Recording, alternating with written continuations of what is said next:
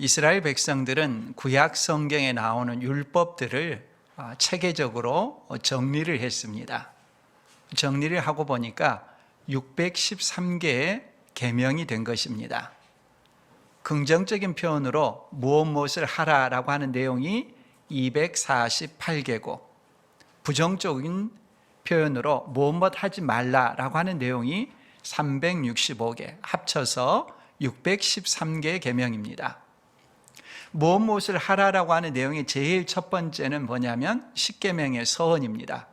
나는 너를 애굽 땅 종 되었던 집에서 인도하여 낸 내 하나님 여호와니라. 출애굽기 20장과 신명기 5장 6절에 나오는 말씀이죠. 이 말씀은 하나님을 믿으라는 내용입니다. 그리고 무엇을 하라라는 긍정적인 계명의 두 번째와 세 번째는 우리가 잘 아는 쉐마의 말씀입니다. 두 번째는 쉐마, 신명기 6장 4절 말씀입니다. 이스라엘아 들으라, 우리 하나님 여호와는 오직 유일한 여호와이시니. 하나님의 유일성을 강조하는 내용입니다. 세 번째는 신명기 6장 5절 말씀, 쉐마의 한 부분이죠. 너는 마음을 다하고 뜻을 다하고 힘을 다하여 내 하나님 여호와를 사랑하라. 하나님을 사랑하라는 것이 이 세 번째 내용입니다. 이스라엘 백성들은 이 쉐마의 말씀을 매일 암송을 했습니다. 쉐마의 말씀을 암송한다는 것은 유일하신 하나님, 바로 이 부분을 삶 속에 늘 기억하는 것이죠. 근데 이스라엘 백성들이 유일하신 하나님을 바르게 믿고 섬기지 못하고 이 세상 속에 자기들을 부하고 건강하게 해준다는 바알신, 이 세상의 풍요를 부를 섬겼죠. 그 때문에 나라가 망하고 바벨론의 포로로 끌려갔습니다. 바벨론의 포로로 끌려간 다음에 사람들이 낮아지고 통회하고 자복한 다음에 하나님께서 포로로 끌려갔던 사람들을 이스라엘로 돌아오게 하셨죠. 그들의 마음과 생각 속에 더 강력하게 자리 잡은 게 무엇이겠습니까? 유일하신 하나님을 바르게 섬기지 않았기 때문에 우리가 이런 저주와 형편에 이르게 되었다. 유일신 사상에 대해서 그들은 다른 무엇보다도 아주 강력하게 붙들고 섬기도록 했습니다. 다른 신을 주장한다는 것은 있을 수 없는 일이었죠. 목숨을 걸고 반대하는 일이었습니다. 그래서 로마의 식민 통치하에 있을 때 그걸 잘 모르는 로마의 군병들이 로마 황제의 깃발을 들고 예루살렘과 성전으로 들어가려고 하자 유대인들은 목숨을 걸고 저항을 했습니다. 차라리 자기들이 죽을지언정 절대로 성전에 로마 황제의 깃발이 들어갈 수 없다고. 그만큼 유일신 사상에 대한 그들의 생각은 철저했습니다. 그런데 놀라운 일이 일어났습니다. 예수님께서 십자가에 달려 죽으신 다음에 얼마 지나지 않아서 사람들이 예수님을 하나님이라고 선포하기 시작한 것입니다. 예수 그리스도는 하나님의 아들이시다 라고 표현한 것이죠. 구약성 여호와 하나님이 계시고 같은 하나님이지만 여호와 하나님과 구분하기 위해서 사람들은 하나님의 아들이라고, 신성을 가진 분이라고 선포를 했습니다. 이것이 예수님의 십자가에 달려 죽은 다음에 10년, 100년, 몇백 년이 지나서 이루어진 일이 아닙니다. 예수님이 십자가에 달려 죽으시고 며칠이 지나지 않았는데 사람들이 곧바로 예수님을 하나님으로 선포한 것입니다. 하나님의 아들로요. 그것도 한두 명이 그런 것이 아니라 3,000명이 한꺼번에, 또 5,000명이 한꺼번에 예수님을 하나님의 아들로 선포한 것입니다. 생각해 보십시오. 한 사람의 생각이 변하는 것, 가치관이 변하는 것 얼마나 더디고 힘들고 그렇습니까? 한 사람이 변하는 것도 평생이 걸릴지 모릅니다. 그런데 일거에 수천 명의 사람들이, 그것도 이스라엘 백성들의 핵심 가치 중의 가치, 유일하신 하나님, 매일처럼 쉐마로 암송하고 있는데요, 우리 하나님 여호와는 오직 유일한 여호와이시니, 이 유일신 사상에 목숨을 거는 이스라엘 백성들이 예수님을 가리켜서 하나님이라고 고백한 것입니다. 도대체 이것이 어떻게 가능한 일이겠습니까? 그 핵심은 바로 예수님의 부활 사건이었습니다. 십자가에 달려 죽으신 예수 그리스도께서 죽음에서 부활하신 것은 예수님께서 하나님의 아들이심을, 즉 하나님이심을 극명하게 드러낸 사건으로 깨닫고 이해하고 받아들인 것입니다. 그럼에도 불구하고 여전히 예수님을, 죽음에서 부활하신 예수님을 그리스도라고 하나님으로 고백함에 있어서 중대한 장애를 느끼고 있는 사람들이 있었습니다. 무엇 때문인가? 바로 우리가 읽은 신명기 21장 22절과 23절에 나오는 율법 조항 때문입니다.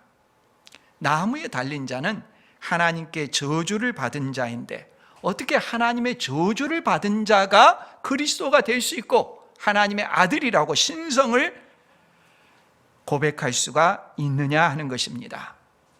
오늘 말씀은 유대인들의 613개의 율법 조항 가운데 3개의 조항에 해당합니다. 22절과 23절은 긍정의 명령으로서 613개 조항 가운데 그 중에 뭐뭐 하라는 248개 중에 230번째와 231번째의 조항입니다. 230번째는 죽을 죄를 범한 자의 몸을 처형한 다음에 나무에 매다는 법과 관련된 것이고요. 231번째의 조항은 장사와 관련된 조항입니다. 그리고 23절에 나오는 말씀은 부정의 명령 66번째에 해당하는 조항으로서 시체를 나무 위에 밤새도록 두지 말라라고 하는 내용에 해당합니다. 신명기 21장 22, 23절이 유대인들의 613개 조항 가운데 무려 3개나 차지하고 있습니다. 유대인이라면 613개 조항을 알고 있죠. 그 중에 3개나 해당하는 이 조항을 모른 척하고 넘어갈 수 있겠습니까? 그럴 수 없는 거죠. 나무에 달린 자는 하나님께 저주를 받아 죽은 그와 같은 죽음인데, 이 율법 조항을 너무도 잘 알고 있는데 어떻게 십자가 나무에 달려 죽으신 예수를, 저주받은 죽음을 하나님이라고 말할 수 있느냐?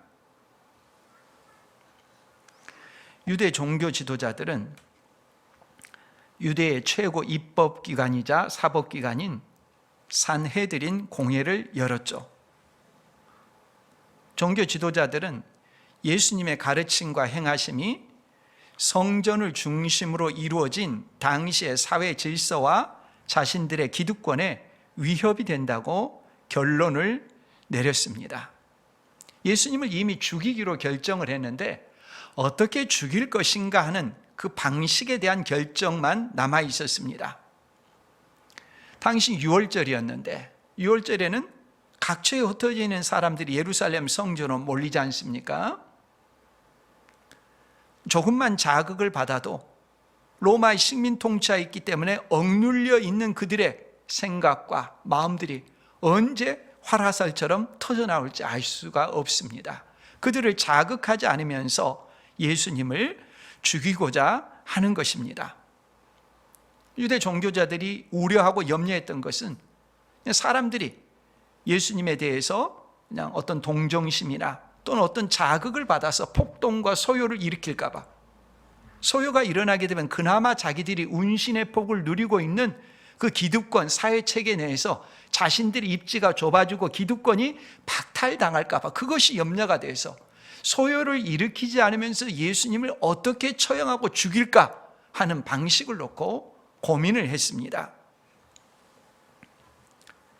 예수님은 이미 예루살렘에 들어오시면서 사람들이 예수님을 향해서 호산나 호산나 이렇게 했지 않습니까? 예수님에 대한 기대가 대단했습니다. 그런 예수님이 예루살렘 성전에 들어가셔서 장사하는 사람들의 상을 뒤엎어 버리셨습니다. 그들이 그로 인해서 많은 수익을 차지하고 있는 성전 체계 시스템에 대한 명백하고도 공개적인 도전으로 종교 지도자들은 받아들였습니다. 그 시스템 하에서 얼마나 많은 이득을 그들이 취하고 있는데 그걸 흔드는 세력으로 예수님을 본 것이죠. 그것이 옳고 그르냐는 차원에서 보는 것이 아니라 자신들이 차지하고 있는 기득권의 해가 된다는 차원에서 예수님을 없애버리기로 한 것이죠. 어떻게 할까 고민하던 그들에게 예수님과 흥분되기 쉬운 백성들, 예수님을 따르는 사람들을 분리시킬 수 있는 묘안을 찾았습니다. 그 묘안이 무엇이냐? 오늘 본문에 나오는 율법 조항을 적용하는 것입니다. 당시 로마는 정치범들을 나무에 매달아 공개적으로 처형을 했습니다. 많은 사람들에게 겁을 주려는 것이죠. 위화감을 조성하려는 것이죠. 우리 조선시대에도 처형 방법 가운데 효수형이라고 있었지 않습니까? 사람의 목을 쳐버린 다음에 그 목을 장대에 높이 매달아서 지나가는 사람들로 하여금 겁을 먹게 하는 그런 방식입니다. 로마가 산 사람을 십자가 나무에 매달아 가지고 죽어가는 가운데 그 고통스러운 모습을 사람들로 하여금 전시효과로 보게 했던 것이죠.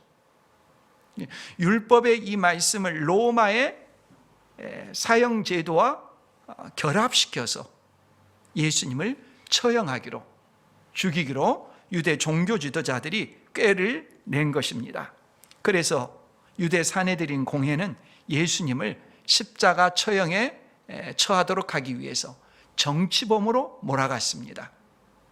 예수님이 정치적인 활동을 하신 것은 아니지 않습니까? 물론 모든 것이 정치적이지만 공개적으로 어떤 정치적인 행동을 하시지는 않았습니다. 로마의 총독 본디오 빌라도에게 압력을 가해서 유대인의 왕으로서 백성들을 선동했다고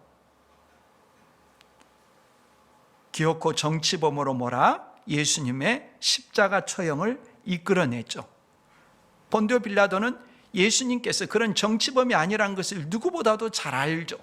잘 알고 있음에도 불구하고 백성들의 압력에 굴복해서 빌라도 역시 자기의 총독 지위가 흔들릴까 봐 백성들의 압력에 굴복해서 예수님께 십자가 처형을 언도했습니다.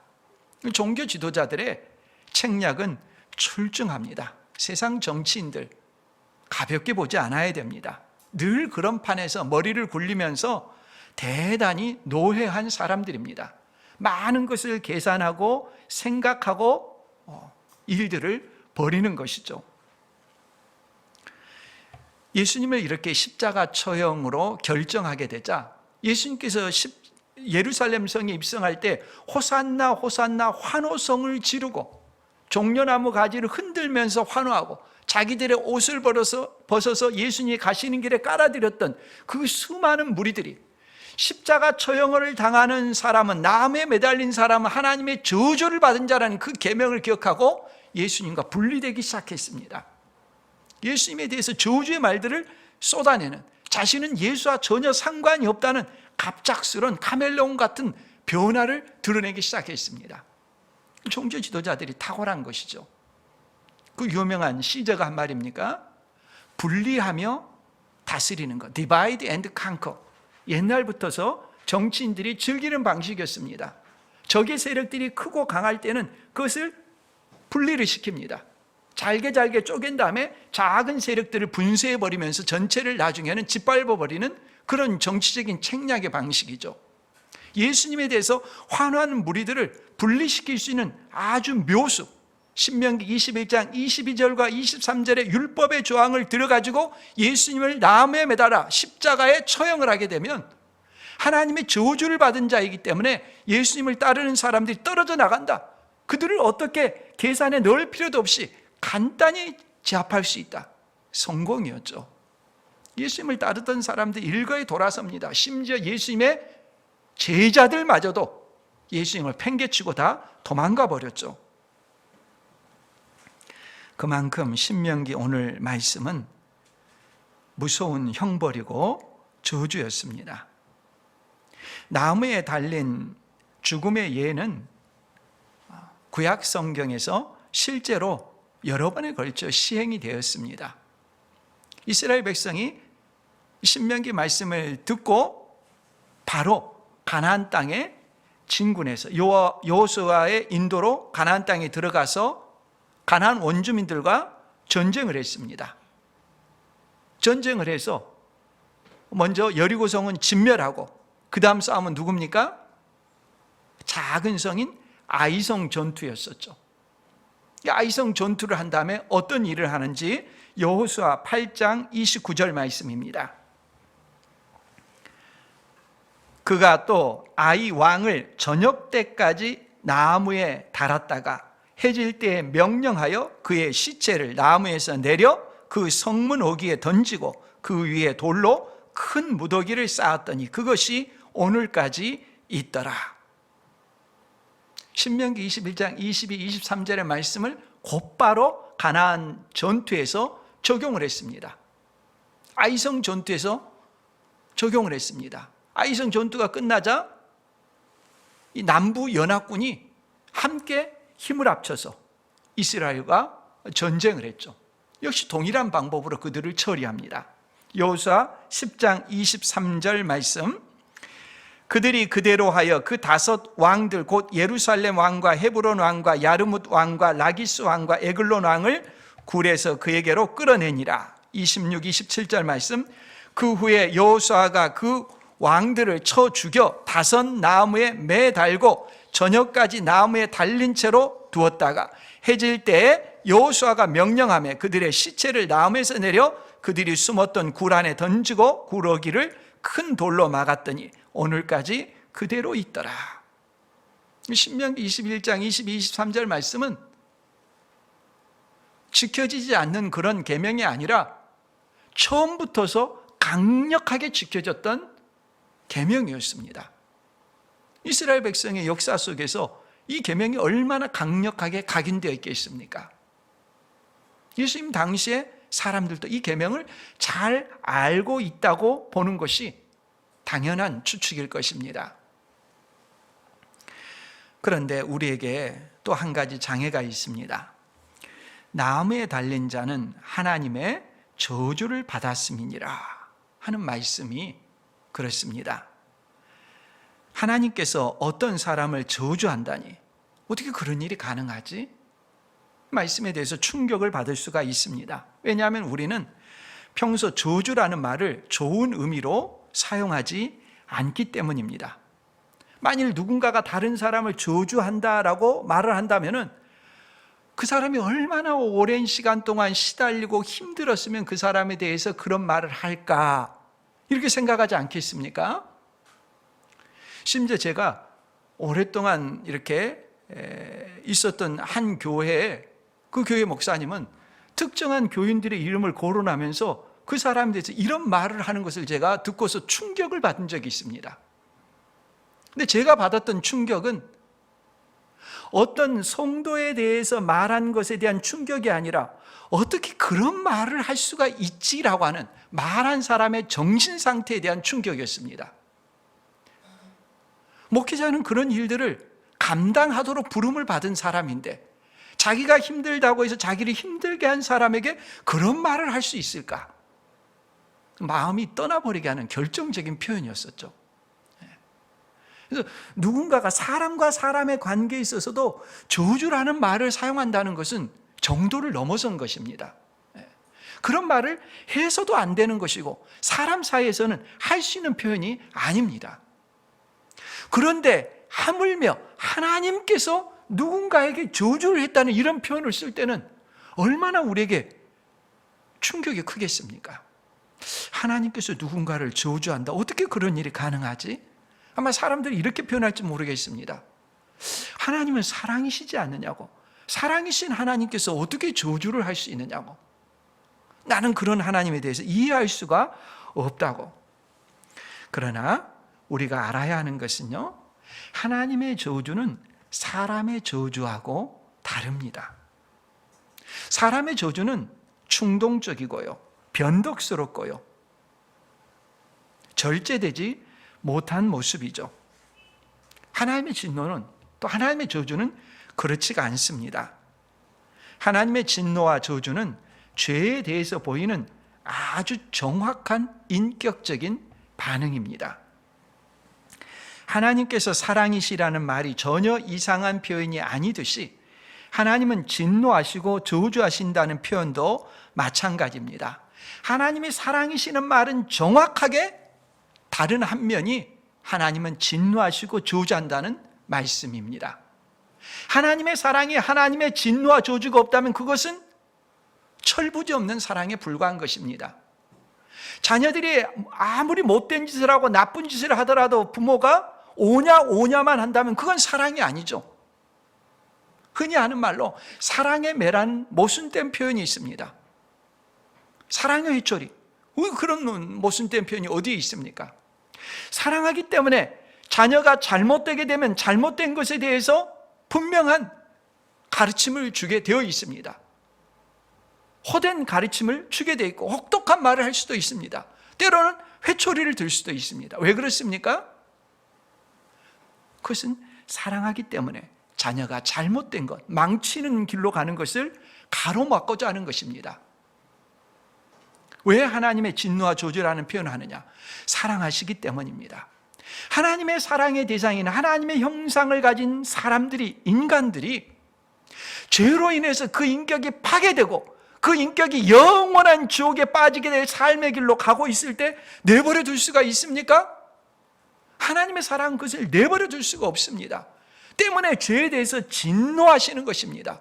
죄에 대해서 저주하시는 것입니다. 이 사랑과 저주는 불과 분리의 관계에 있습니다. 죄의 파괴적인 성격 때문에 그 죄가 사람을 망가뜨리고 해치고 무너뜨리기 때문에 하나님께서는 죄에 대해서 진노하시고 저주하시는 것입니다. 요한복음 3장 36절 말씀에 아들을 믿는 자에게는 영생이 있고 아들에게 순종하지 아니하는 자는 영생을 보지 못하고 도리어 하나님의 진노가 그 위에 머물러 있느니라. 현재 진행형입니다. 예수 그리스도를 믿고 순종하지 않으면 그 순간도 하나님의 진노가 그 위에서 떨어질 준비 상태입니다. 하나님은 진노하시는 분이고 하나님은 저주하시는 분입니다. 무엇 때문에? 누구 때문에? 하나님의 사랑을 거역하고 스스로 죄의 길로 가고 스스로 자기 인생을 파멸로 가고자 결단하고 그와 같은 삶을 살아가는 사람들에게입니다. 하나님께서 모든 기회와 방편을 제공하시고 영원한 생명을 얻을 수 있는 그 모든 길을 제시해 주셨음에도 불구하고 거부하고 죄의 길로 가고 영원한 심판을 받기로 작정한 그 모습에 대해서 말씀하시는 것이죠. 그러므로 하나님의 저주는 이상한 표현이 아닙니다. 모든 은혜 받을 길을 봉쇄한 다음에 저주하신 것이 아닙니다. 너에게는 일고의 가치도 없고 심판밖에 없다는 그런 저주가 결코 아닙니다. 자신의 독생자 예수 그리스도를 십자가에 달려 죽게 하시고 살 길 얻게 하시고 영원한 생명을 주신 그 모든 기회와 은혜를 제공하신 다음에 그래도 그것을 거절하기 때문에 그래서 나오는 진노와 저주인 것이죠. 나무에 달린 자는 하나님께 저주를 받은 자라는 이 율법의 내용을 잘 알고 있기 때문에 예수님을 그리스도라고 하나님의 아들로 신성을 고백하는 사람들에 대해서 도저히 용납할 수 없는 사람들이 있었는데 그 중에 대표적인 사람이 사도 바울이죠. 사도 바울 이전의 이름으로 말하자면 사울이죠. 사울. 이 사울은 사내들인 공회의 책략에 깊이 빠져 있었습니다. 그 함정에 벗어날 수가 없는 모습이었죠. 인간의 이성으로는 도무지 십자가에 못 박혀 저주받아 죽은 예수님을 그리스도라고 부르는 이들을 이해할 수가 없었습니다. 용서할 수도 없었죠. 유일하신 하나님이신데 어떻게 유일하신 하나님 외에 다른 존재를, 그것도 하나님의 저주를 받아 십자가 나음에 달려 죽은 자를 그리스도라고 하느냐, 하나님이라고 하느냐. 이런 자들을 살려두면은 하나님의 유일성에 방해가 된다. 이런 자는 죽여야 된다. 그것이 하나님께 충성하는 길이다. 유일하신 하나님의 말씀에 순종하는 길이다. 박멸하지 않으면 우리가 과거에 나라를 잃었던 것처럼 또 한 번 하나님의 심판을 받는다. 그런 열정으로 예수님을 그리스도라고 믿는 사람을 박해하려고 나섰습니다. 예루살렘에서만이 아니라 저 멀리 다른 나라 다메섹에서, 지금의 다마스커스에서 예수님을 그리스도로 부르는 사람들이, 무리들이 있다는 이야기를 듣고 그 지역으로 그들을 잡으려고 공적인 허가를 받아서 가는 중이었습니다. 어디에서? 다메섹으로 가는 그 도중에서 부활하신 예수 그리스도를 만났습니다. 정오에 햇빛보다 더 밝은 빛이 사도 바울을 비추었습니다. 그는 앞을 볼 수가 없었습니다. 그때 하늘에서 음성이 들렸습니다. 사도행전 9장 4, 5절 말씀입니다. 사도행전 9장, 22장, 26장 무려 3번에 걸쳐서 사도 바울의 이 회심의 장면이 나옵니다. 그 중에 한 부분입니다. 땅에 엎드러져 들으며 소리가 있어 이르시되 사울아 사울아 네가 어찌하여 나를 박해하느냐 하시거늘 대답하되 주여 누구시니까? 이르시되 나는 내가 박해하는 예수라.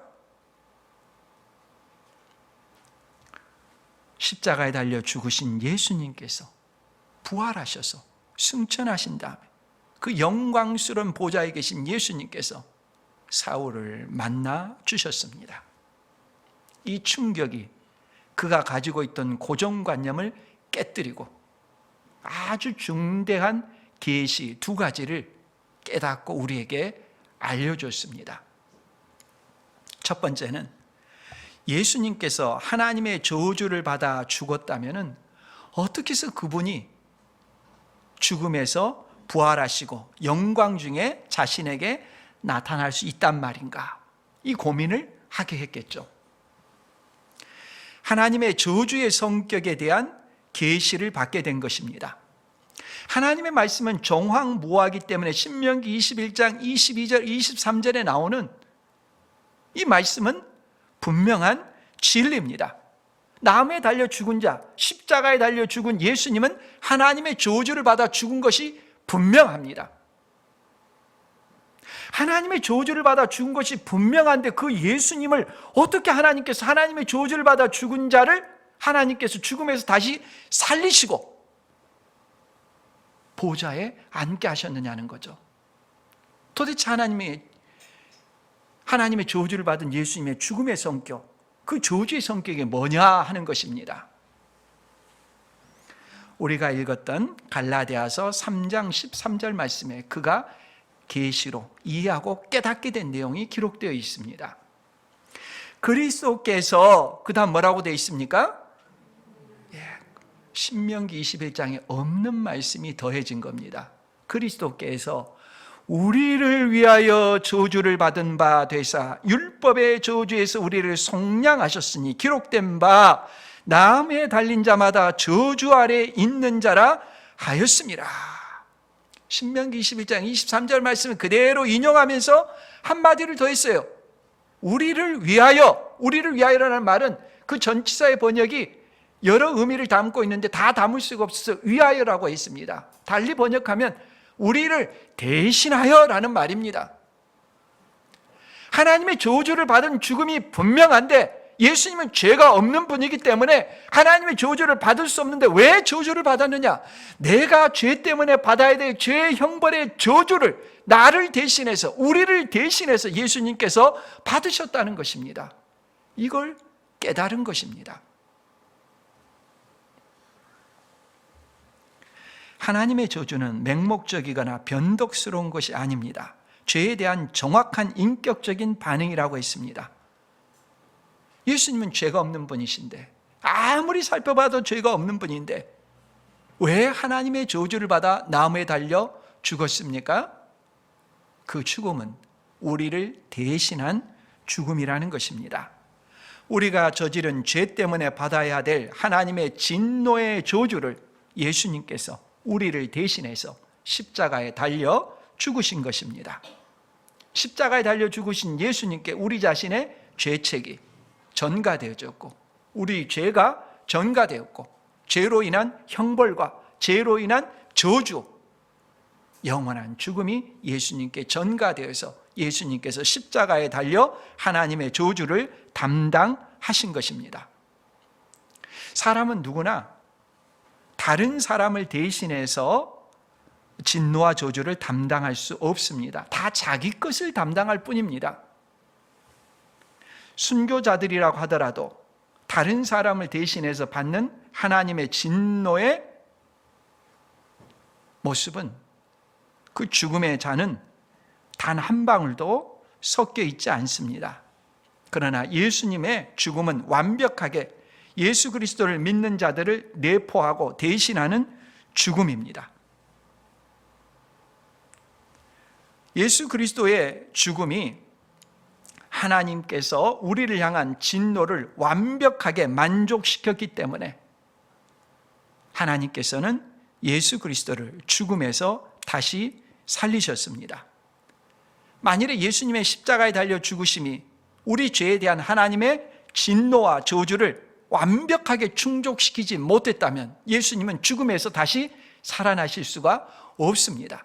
하나님께서 예수 그리스도를 죽음에서 다시 살리시지 않습니다. 그러나 우리 죄값을 완전히 치르셨기 때문에 그것을 입증하는 의미로서 하나님 아버지께서 예수 그리스도를 죽음에서 다시 살리셨습니다. 그리고 하나님 아버지께서는 예수님을 향해서 뭐라고 부르게 하셨느냐?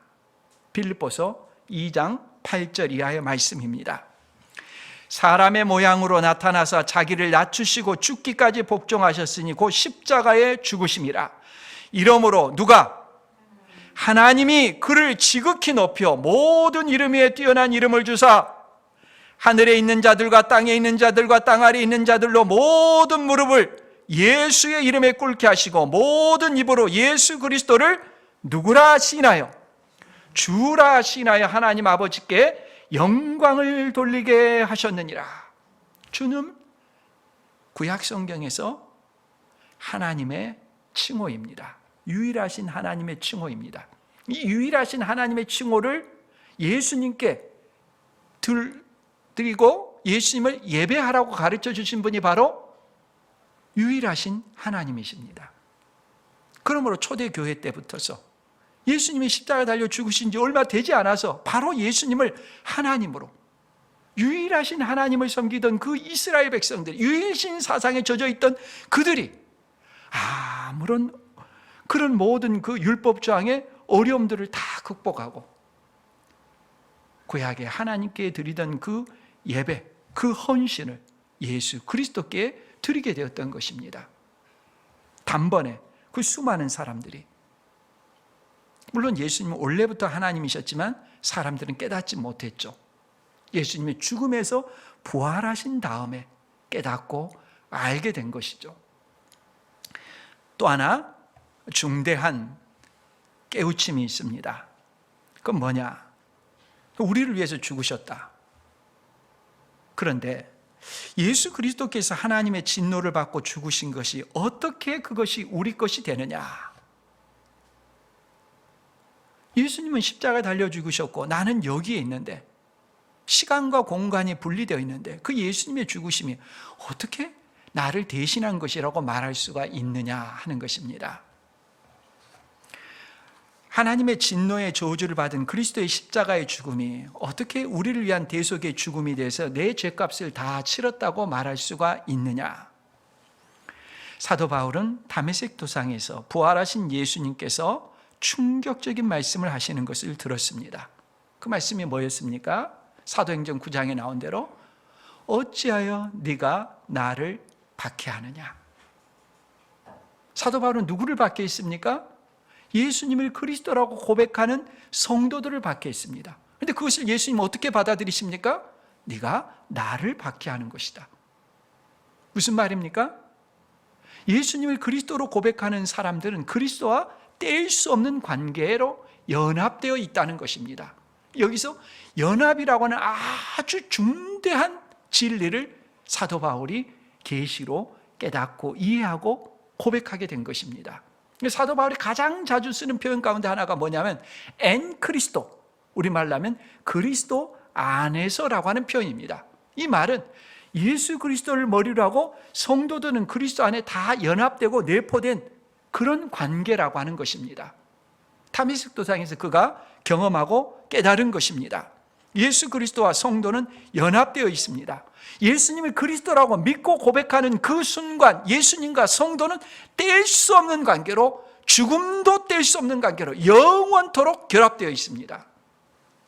기독교 신앙에는 세 가지 연합이 있습니다. 첫 번째는 삼위일체 연합입니다. 성부와 성자와 성령이 한 본체이십니다.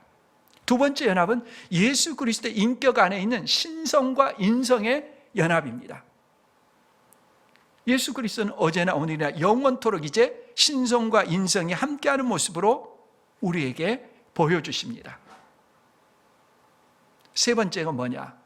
그리스도와 성도의 연합입니다. 어떻게 이 연합이 이루어지느냐? 하나님 편에서는 성령으로 그리스도와 성도들을 연합되게 하십니다. 신비한 연합입니다. 우리가 예수 그리스도를 믿고자 하는 것은 하나님의 성령께서 그리스도와 성도를 연합되게 하십니다. 사람의 편에서는 뭐냐? 예수 그리스도를 주로 영접하고 믿음으로 고백할 때 이 믿음이 그리스도와 성도를 연합되게 합니다. 그러므로 성령과 믿음이 그리스도와 성도를 연합시킨다라고 말할 수 있습니다. 도저히 이런 십자가의 진리를 깨닫지 못하고 이해하지 못하고 답답하고 나는 예수 그리스도를 도무지 이해할 수 없다 하는 사람들이 어느 순간 갑작스럽게 영적인 눈이 열립니다. 그렇게 아무것도 믿어지지 않고 찬양을 해도 그 가사가 마음에 와닿지 않고 설교를 듣고 예배에 참여하는 시간이 지루하고 답답하던 사람들이 어느 순간 갑자기 뻥 뚫립니다. 그 속에 믿음이 자리 잡은 것입니다. 믿음은 하나님의 선물이거든요. 진리의 말씀 이해하지를 못했거든요. 그런데 어느 순간 하나님의 말씀이 받아들여집니다. 더 알고 싶습니다.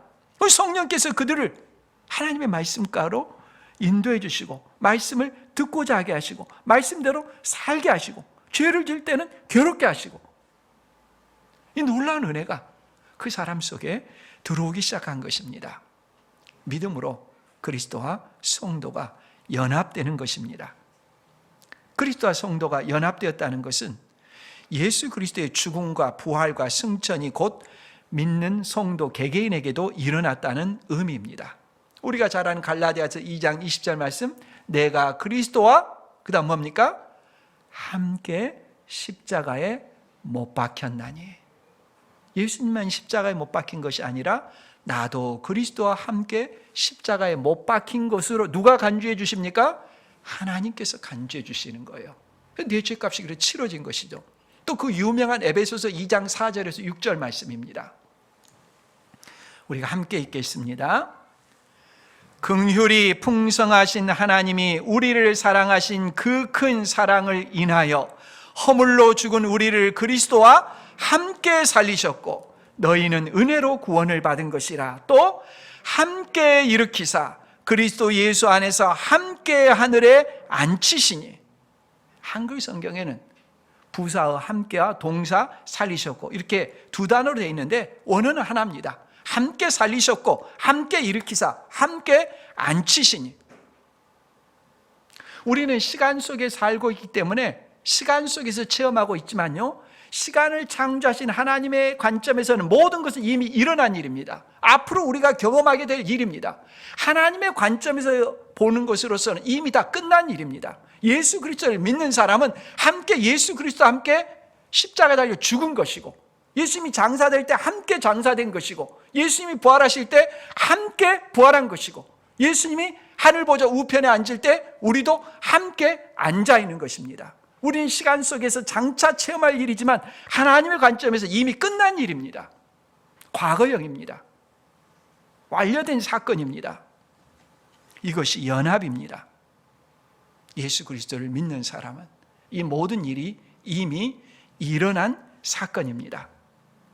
그러므로 그리스도와 연합되어 있다는 것이 오늘 우리에게 어떤 의미가 있겠습니까? 누군가가 성도를 공격한다는 것은 누구를 공격하는 것입니까? 예수 그리스도를 공격하는 것입니다. 오늘도 예수 그리스도께서는 자기 백성을 돌보시고 보호하십니다. 그러므로 예수 그리스도를 믿는 사람에게는 보잘것없는 사람이 그 누구도 없는 것입니다. 세상 사람이 보기에는 미천하고 배운 것도 없고 가진 것도 없고 아무것도 없는 그런 사람에 불과한 것처럼 보여도 그가 그리스도의 지체라고 한다면 그에 대한 모독은 예수 그리스도에 대한 모독이 됩니다. 그러므로 성도를 박해하고 학대하는 자들은 곧 성도와 연합되신 예수 그리스도를 향해서 행하고 있는 것이라는 것을 깨달아야 합니다. 이 귀한 특권을 가진 사람들은, 그리스도인들은 자신을 악하게 대한 사람에게 스스로 복수할 생각을 하지 않아야 합니다. 그리스도가 머리로서 자신을 보호하고 필요한 조치를 하신다는 것을 기억하고 이해하면서 자신에 대해서 악한 행동을 하는 사람에 대해서도 원수를 사랑하는 주님의 말씀처럼 긍휼히 여겨야 됩니다. 그들 위에 처할 하나님의 진노가 얼마나 크고 막중한 것인데요, 거기에 자기가 무엇을 더할 생각을 하지 말아야 합니다. 긍휼히 여기고 오히려 그가 구원을 받을 수 있도록 힘써야 되는 것이 그리스도와 연합된 성도의 모습입니다. 마찬가지로 그리스도인들은 그리스도와 연합되어 있는 다른 지체들을 향해서 선을 베푸는 삶을 살아야 됩니다. 그리스도께서 최선의 최상의 것으로 상 주심을 믿어야 합니다. 갈라디아서 6장 10절 말씀에 그러므로 우리는 기회 있는 대로 모든 이에게 착한 일을 하되 더욱 믿음의 가정들에게 할지니라 했습니다. 성도들은 그리스도의 지체입니다. 형제와 자매로 그래서 부르고 있습니다. 연합되어 있습니다. 때문에 그리스도인들의 분열되는 것에 대해서 주의해야 합니다. 청교도 토마스 보스턴이 이런 말을 했습니다.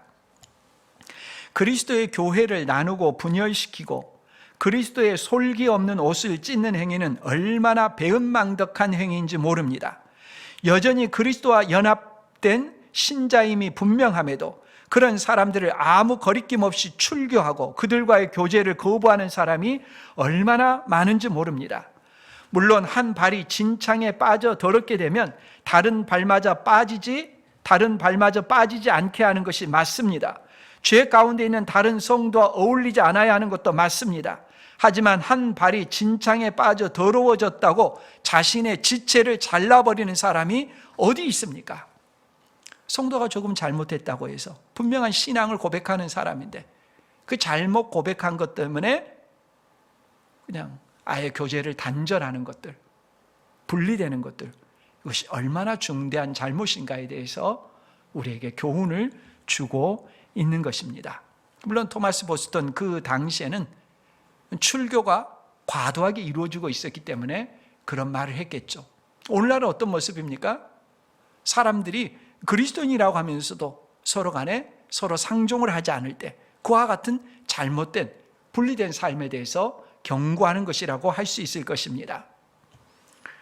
예수 그리스도께서 십자가의 죽음으로만 끝났다면 우리는 하나님의 진노와 저주에서 벗어날 수 없었을 것입니다. 예수님께서 우리 죄에 대한 하나님의 진노와 저주를 대신하여 받고 죽으심으로 하나님의 공의를 완전히 만족시켜 주셨습니다. 우리를 향한 하나님의 진노와 저주가 이제 거두어지고 하나님과 화목되게 되었습니다. 예수 그리스도를 믿는 사람은 하나님과 예수 그리스도와 연합된 관계를 갖게 됩니다. 예수님의 십자가의 죽음에 연합되었고 죽음으로부터 다시 살아나는 부활에 함께 연합되었습니다. 이제 그리스도의 몸에서 떨어져 나간 일은 절대 없습니다. 예수 그리스도와 연합된 것을 예수 그리스도의 죽으심이 내 죽으심이라는 것을 상징적으로 예수님께서 우리가 경험할 수 있도록 보여주신 것이 오늘 우리가 행하게 될 성찬 예식입니다. 예수님의 살과 피를 먹는 것과 같습니다. 진짜 살과 피를 아니죠.